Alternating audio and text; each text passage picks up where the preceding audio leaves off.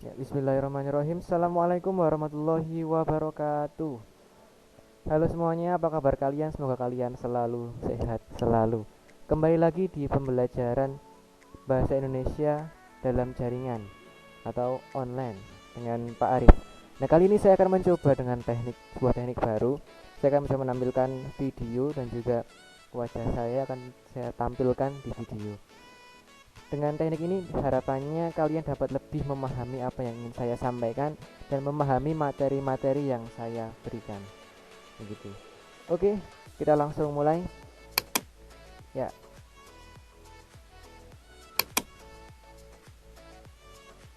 ya. Pembelajaran daring kita kali ini adalah membahas mengenai teks cerita sejarah. Tentunya kalian sudah tidak asing lagi dengan kata sejarah. Kalian menemukan kata sejarah dalam mapel sejarah Indonesia, benar? Nah, terus kenapa sekarang di bahasa Indonesia kalian harus mempelajari tentang teks cerita sejarah? Bukankah sudah kalian pelajari di sejarah Indonesia?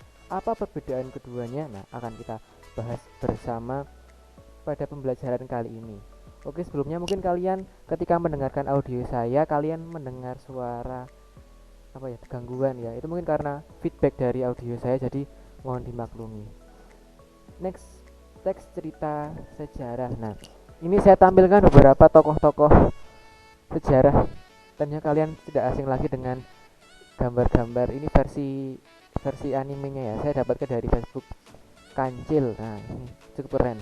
Yang pertama ada Pangeran Diponegoro dengan versi animenya, Cut Nyadin, Pangeran Antasari, Yohanes Abraham di Mara, Singamangaraja, Sultan Hasanuddin, Raden Ajeng Kartini, I Gusti Pati Jalatik, Imam Bonjol dan Marta Krisnatiya. Keren kan? Ini adalah bentuk kreativitas para desainer grafis dalam mengolah foto-foto para pahlawan. Nah, kemudian ada tulisannya, sejarah. Mengapa harus sejarah? Iya. Soekarno pernah berkata apa? Jas merah, jangan pernah melupakan sejarah. Bangsa yang besar adalah bangsa yang bisa menghargai jasa para pahlawannya, menghargai sejarahnya, tahu sejarahnya. Jadi kalian sebagai generasi muda harus mengetahui sejarah, khususnya sejarah di Indonesia. Gitu ya. Tapi keren kan gambarnya? Bisa jadi bahan koleksi kalian ini. Sumber fotonya Facebook Kancil gitu ya. Next. Ya, ini dia. Ada teks sejarah, ada cerita sejarah. Apa perbedaannya? Ternyata kedua hal ini berbeda walaupun sama-sama tulisannya sejarah. Pertama, teks sejarah itu berdasarkan fakta, kejadian yang benar-benar terjadi. Sedangkan cerita sejarah bisa ditambah imajinasi pengarang. Dalam artian seperti ini. Mungkin kalian pernah mendengar atau membaca cerpen ataupun novel yang ada tulisannya berdasarkan kisah nyata seperti Laskar Pelangi gitu ya. Itu berdasar kisah nyata. Tapi walaupun berdasar kisah nyata, sebuah cerita atau novel tetap dibubuhi atau ditambahi imajinasi pengarang. Jadi tidak murni asli, tetap ada unsur buatan di dalamnya. Itu perbedaan sejarah dengan cerita. Kemudian yang kedua, teks sejarah itu ditulis oleh sejarawan. Sejarawan. Sedangkan kalau cerita sejarah bisa ditulis siapa saja. Saya bisa nulis, kalian bisa nulis, tidak harus sejarawan. Gitu ya. Dan yang terakhir, teks sejarah itu ditulis melalui serangkaian penelitian. Ada alur penelitiannya, ada pembuktiannya. Oh, peristiwa seperti ini, pembuktiannya ini. Sedangkan cerita sejarah itu melalui proses kreasi pengarang, artinya ada hal-hal buatan walaupun ada beberapa hal yang diambil dari kisah nyata, tetapi masih ada unsur kreasi dari pengarangnya, jadi tidak pure atau tidak murni asli begitu. Nah, ini dia contohnya ya. Kalau yang di sebelah sini, sebelah berapa, kanan berarti ya, kanan kalian ini contoh cerita sejarah Bunga Tabur Terakhir. Di sini ada teks penjelasannya. Sebuah kumpulan cerpen berdasarkan kisah nyata. Berdasar kisah nyata. Walaupun berdasar kisah nyata, tetapi di dalamnya tetap ada unsur rekaan, tidak murni nyata. Dengan yang di sebelah sini, Sejarah Kepulauan Nusantara. Nah, ini baru teks sejarah karena semuanya asli dari fakta, tidak ada rekaan dalamnya. Itu perbedaan cerita sejarah dan teks sejarah. Sampai sini paham ya? Next. Nah, kemudian dalam setiap cerita apapun itu pasti ada yang namanya alur atau urutan peristiwa. Sama seperti teks lain, teks cerita sejarah pun juga ada alurnya. Yang pertama, pengenalan orientasi. Dalam tahap ini akan dijelaskan mengenai siapa tokohnya, di mana tokohnya, kemudian di mana latar setting peristiwa itu terjadi. Kemudian yang kedua, pengungkapan peristiwa. Nah, ini mulai dijelaskan. Ternyata si tokoh A adalah seorang bla bla bla bla bla, begitu misalkan. Si A tinggal di sebuah daerah yang daerah itu memiliki sebuah budaya bahwa apa. Nah, itu masuk ke pengungkapan peristiwa. Kemudian masuk lanjut ke menuju konflik. Nah, setiap cerita pasti ada yang namanya konflik. Nah, tahap ketiga ini adalah tahap menuju konflik, baru dijelaskan konfliknya, masalahnya. Contoh, misalkan di daerah A ternyata terjadi masalah yang disebabkan oleh apa. Nah, itu masuk ke menuju konflik. Yang keempat, konflik, puncak konflik. Nah, ini lebih tepatnya adalah tahap dimana konflik itu benar-benar berada di puncaknya, seru-serunya cerita itu puncak konflik. Dan yang kelima, penyelesaian. Ini artinya setelah tadi menuju konflik, puncak konflik, kemudian turun penyelesaian. Ada solusi-solusi untuk mengatasi konflik itu. Dan yang terakhir, koda atau simpulan. Ini biasanya berisi tentang pesan-pesan yang ingin disampaikan oleh penulis dari konflik yang sudah terjadi. Masuk ke koda. Next. Nah, kemudian ini yang menjadi inti dari pembelajaran kalian, yaitu unsur kebahasaan teks cerita sejarah. Unsur kebahasaan. Kebahasaan apa itu kebahasaan? Kebahasaan adalah hal-hal yang berkaitan dengan bahasa, bisa kata, bisa kalimat, bisa saja frasa, bisa klausa. Semua unsur itu yang ada dalam teks cerita sejarah. Nah, ini saya merangkum kurang lebih 7 unsur kebahasaan yang ada di teks cerita sejarah. Yang pertama adalah kalimat lampau. Kalau di bahasa Inggris kalian mengenal istilah past tense. Apa itu? Kalimat yang menceritakan peristiwa yang sudah terjadi sebelumnya. Biasanya ditandai dengan kata setelah, sudah, kemudian kemarin. Para prajurit diperintahkan untuk menyerang musuh kemarin.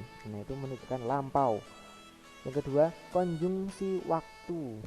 Konjungsi itu apa? Kata hubung. Contohnya setelah itu, kemudian, lalu. Dan yang ketiga, kata kerja tindakan atau material.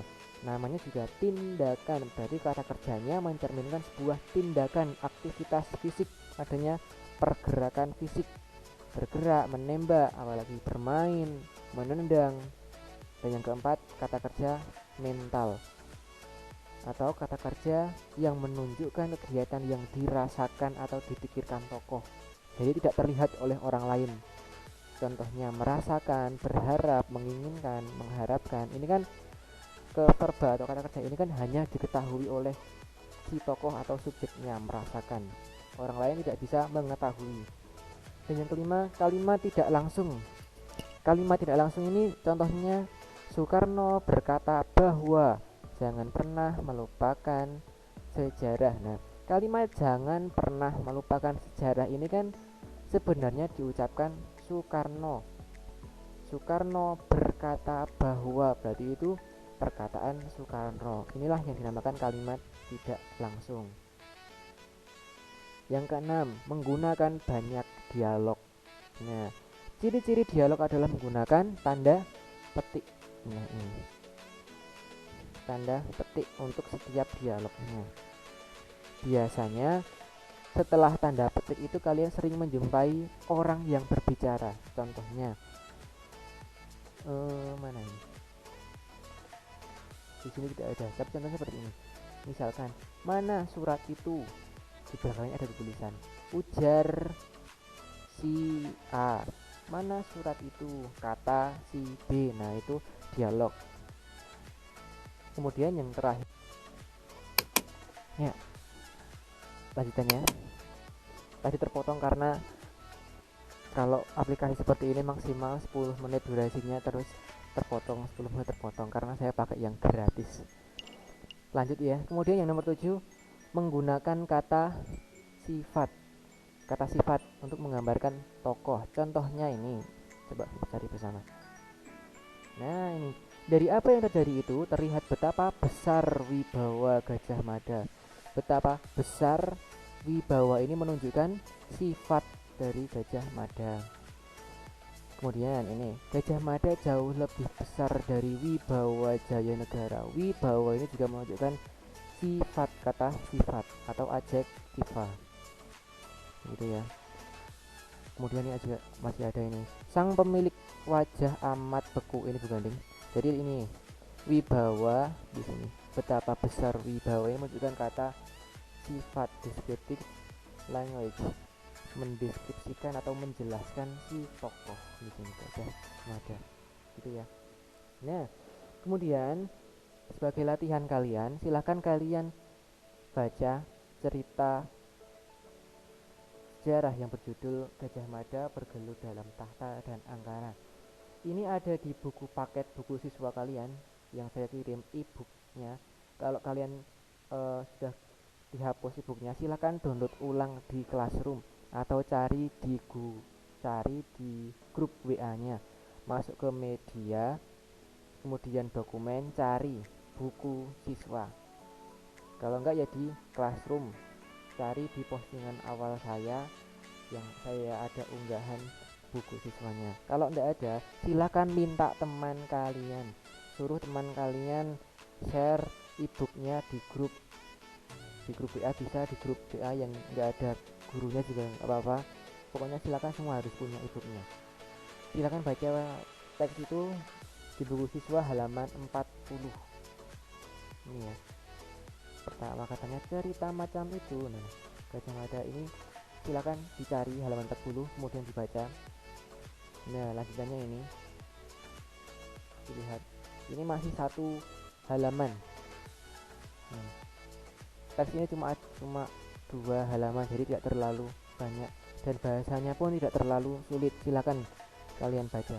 Kemudian setelah kalian baca, ini potong apa ini?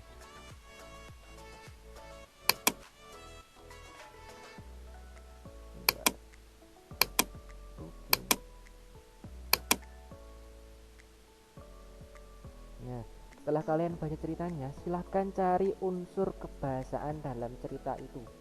Unsur kebahasaannya cukup 7 saja yang sudah saya contohkan tadi.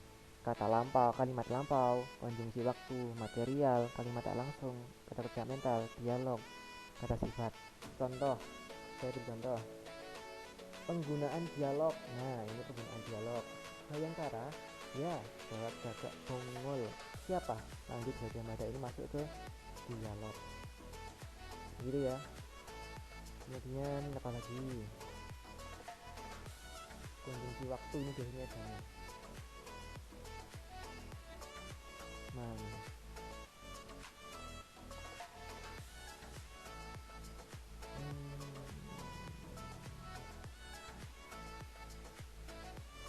ini ada nih, kecewa di hati. Ini masuk ke apa? Kecewa masuk ke penggunaan kata sifat. Nah seperti itu, silakan ditulis di sini penggunaan kata sifat. Contoh, kecewa. Kemudian dialog, tuliskan dialognya apa. Kemudian kata kerja mental, tuliskan. Begitu ya, cukup kutipannya saja. Saya kira itu mudah karena ada contohnya. Ya mungkin itu pembelajaran singkat kita pada hari ini. Apabila ada kesulitan silahkan bisa chat saya di WA atau di Classroom. Dengan ragu pokoknya selalu berkoordinasi dengan saya. Di grup Classroomnya dibuat ramai juga nggak apa-apa, malah bagus. Silahkan saling saut-sautan satu sama lainnya biar rame.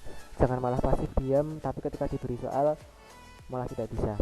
Oh ya, kemudian saya mengingatkan untuk UTS-nya silahkan segera dikumpulkan akan saya koreksi. Dan saya mengingatkan lagi untuk atau bagi siswa yang tugasnya belum lengkap atau masih kosong silakan segera dikerjakan agar nanti tidak menumpuk di akhir.